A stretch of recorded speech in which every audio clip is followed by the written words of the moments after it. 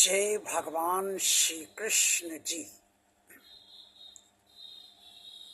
हम सब ये बहुत समय से पूरे जीवन काल में सुनते और समझते आ रहे हैं कि विचार अच्छे होने चाहिए और कर्म भी हमारे अच्छे होने चाहिए। लेकिन देखा जाए कि ये सब सुनते समझते और बार बार वही बात सोचते हुए अक्सर हम सब उकता से जाते हैं। कहाँ से लाएं अच्छे विचार और कहाँ से अच्छे कर्म करें। वास्तव में कभी कभी हम सब असमंजस की स्थिति में भी फंस जाते हैं और ये सोचने लगते हैं कि अच्छे विचार हैं क्या और अच्छे कर्म हैं क्या, क्या अच्छा है क्या बुरा है। अक्सर हम ये सब सोचने के लिए विवश हो जाते हैं, कभी समझ पाते हैं और कभी नहीं समझ पाते। वास्तव में अच्छा क्या है और बुरा क्या है, किसी चिकित्सक को दिखाने जाइए। जब कभी आपको कोई रोग लगता है तो आप चिकित्सक को दिखाने जाते हैं तो वो सबसे पहले ये देखता है कि आपको रोग है क्या, और फिर वो ये देखता है कि रोग किस कारणवश आपको हुआ है।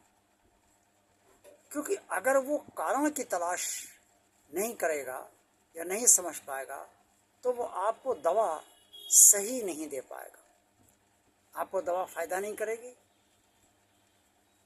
इसी तरीके से आपको और हम सभी को ये सोचना चाहिए कि ये अच्छे विचार आते कहाँ से हैं और अच्छे कर्म होते कैसे हैं। अच्छे विचारों का उद्गम स्थल है क्या, कहाँ से अच्छे विचार उत्पन्न हो सकते हैं और कैसे अच्छे विचार अपने अंदर रखे जाएं। अच्छे विचार नहीं होंगे तो अच्छे कर्म भी नहीं होंगे, स्वाभाविक है। हम जैसा सोचेंगे वैसा ही करेंगे। श्रीमद् भगवद गीता कहती है कि राग और द्वेष में से दूर रहना चाहिए। अब संसार में रहेंगे तो ऐसा तो नहीं है कि हम राग और द्वेष से पूरी तरह से दूर हो जाएं या मुक्त रहें। ये असंभव सा लगता है और व्यवहारिक जीवन में अक्सर असंभव ये होता भी है। राग अगर स्वाभाविक तरीके से रहे तो उतना गलत इसका प्रभाव नहीं होता, लेकिन अगर यही राग अस्वाभाविक तरीके से हो जाए और बढ़ता जाए तो गलत प्रभाव के में मनुष्य फंसता चला जाता है और ऐसे दलदल में धंसता जाता है जहाँ से लालच और मोह उसका कभी खत्म होता ही नहीं। वो संसार में ही फंस कर रह जाता है। कहाँ से आया है कहाँ जाएगा इस बात पर वो चिंतन भी नहीं करना चाहता। वो सोचता है ये सब व्यर्थ हैं, फिजूल की बातें हैं और खाली लोग ही इसे सोचते हैं। लेकिन सत्य तो सत्य ही होता है। अगर आज हम सत्य को स्वीकार नहीं करेंगे तो एक दिन सत्य स्वयं अपने को स्वीकार आपसे करवा ही लेगा। सत्य की ताकत सबसे बड़ी है और इसीलिए कहा गया है सत्य ही ईश्वर है और सत्य ही भगवान है। सत्य से बड़ा इस संसार में कोई नहीं। सत्य का पालन स्वयं नारायण ने भी किया। सत्य का पालन ईश्वर का हर स्वरूप करता है। तो जो सत्य है उसे समझना ही चाहिए। इसी तरीके से द्वेष की स्थिति है। थोड़ा बहुत द्वेष तो सभी के अंदर रहता ही है। ऐसा कोई साधु नहीं है, ऐसा कोई संत नहीं है जिसके अंदर द्वेष ना हो। और द्वेष स्थितियां और परिस्थितियां उत्पन्न करती हैं। कभी कभी सामने वाले का व्यवहार भी द्वेष उत्पन्न करता है। आप बहुत अच्छा बोल रहे हैं लेकिन सामने वाला हर बार आपको कड़वा ही जवाब दे रहा है तो आप क्या करेंगे। कहीं ना कहीं तो आपकी अंदर गलत विचार जिसे कहा जाता है वो तो उत्पन्न होंगे ही। ये सही बात है कि उसका आधार सिर्फ ये है कि सामने वाला आपको गलत बातें बोल रहा है आपके अच्छे से बोलने के बावजूद। लेकिन ईश्वर का विधान ये है कि जैसा कर्म वैसा फल। कर्म होता है सोच के आधार पर। जब तक हम कर्म नहीं करते उसका फल नहीं बनता। और कर्म हम तभी करते हैं जब हम सोचते हैं, समझते हैं, और जैसे ही हमारी सोच परिपक्व हो जाती है, मैच्योर हो जाती है, वैसे ही हम निर्णय लेने की स्थिति में आ जाते हैं। और निर्णय लेने के बाद हम कर्म वो कर ही बैठते हैं। अब हमारी दृष्टि में जो सही होता है वही हम करते हैं। हम सबकी दृष्टि में जो सही होता है वही हम सब करते हैं। कोई ये नहीं समझता कि वो गलत है, सब ये समझते हैं कि वो अच्छा है। वो स्वयं को अच्छा समझता है, ठीक समझता है। लेकिन ये सबसे बड़ी बेवकूफ़ी है, सबसे बड़ी मूर्खता है, सबसे बड़ा अज्ञान है।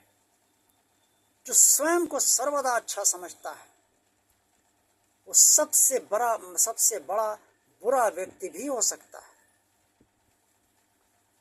इसलिए स्वयं के बारे में विचार अवश्य करना चाहिए। राग और द्वेष से अगर मुक्त रहना है या राग और द्वेष के दलदल में नहीं फंसना है तो हमें अपने बारे में विचार अवश्य करना चाहिए कि वास्तव में हम कितने सही हैं और कितने गलत हैं। लेकिन किसी के पास समय ही नहीं है इतना, वो सोचना ही नहीं चाहता। वो सोचता है सोच के करेंगे भी क्या, इतनी देर में तो हम कुछ पैसे का काम कर लें, पैसा मिल जाएगा, या इतनी देर में कोई हम और रचनात्मक काम कर लें तो उससे कुछ हमें संतुष्टि मिल जाएगी, या इतनी देर में हम अपना मन बहलाव कर लें। इन बातों को सोचकर नतीजा भी क्या निकलना है। कलयुग की यही विडंबना है कि अच्छा कैसे बनना है इसके बारे में अब लोग सोचना ही नहीं चाहते। एक ये भी स्थिति बन रही है कि जो अच्छे लोग हैं उनका जीवन बहुत कष्ट के साथ गुजर रहा है। कई बार लोग ये भी सोचते हैं कि ज़्यादा अच्छे बनने से फ़ायदा भी क्या है, क्योंकि जितना अच्छे बनेंगे उतना ही जीवन कष्टमय हो जाएगा। अच्छाई की कोई पूछ नहीं, ईमानदारी की कोई कदर नहीं। लेकिन ये समाज के पैमाने हैं, ये लोगों की दृष्टि है, कुदृष्टि है।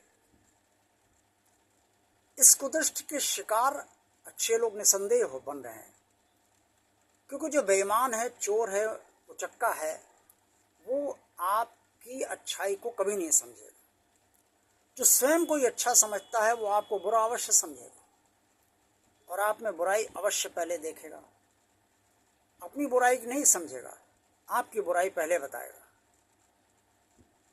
इसलिए राग और द्वेष से मुक्त रहने के बाद भगवान श्री कृष्ण जी ने अर्जुन से कही है, जो श्रीमद् भगवद गीता में अनेक स्थानों पर वर्णित है। और राग और द्वेष के कारण ही पाप होता है, अनाचार होता है, गलत कर्म होते हैं, दुर्भावना उत्पन्न होती है और गलत विचार उत्पन्न होते हैं।